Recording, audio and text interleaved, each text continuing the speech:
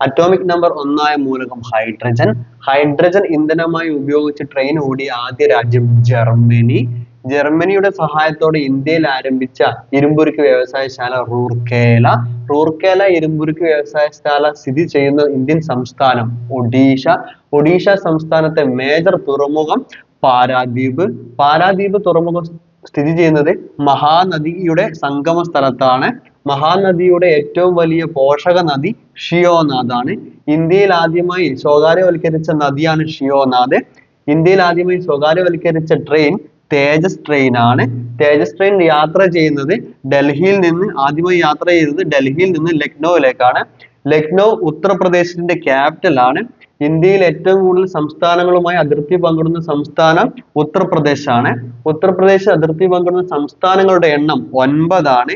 9 ജഡ്ജിമാരാണ് അന്താരാഷ്ട്ര നീതിന്യായ കോടതിയിൽ ഉള്ളത്. അന്താരാഷ്ട്ര നീതിന്യായ കോടതിയുടെ ആസ്ഥാനം ഹേഗ് ആണ്. ഹേഗ് സ്ഥിതി ചെയ്യുന്നത് നെതർലൻഡ്സിലാണ്. നെതർലൻഡ്സുകാരാണ് ഡച്ചുകാർ എന്ന പേരിൽ അറിയപ്പെടുന്നത്. ഡച്ചുകാരെ 1741 കുളച്ചൽ യുദ്ധത്തിൽ പരാജയപ്പെടുത്തിയ രാജാവ് മാർത്താണ്ഡവർമ്മയാണ്. ആധുനിക അശോകൻ എന്നറിയപ്പെടുന്നത് മാർത്താണ്ഡവർമ്മയാണ്.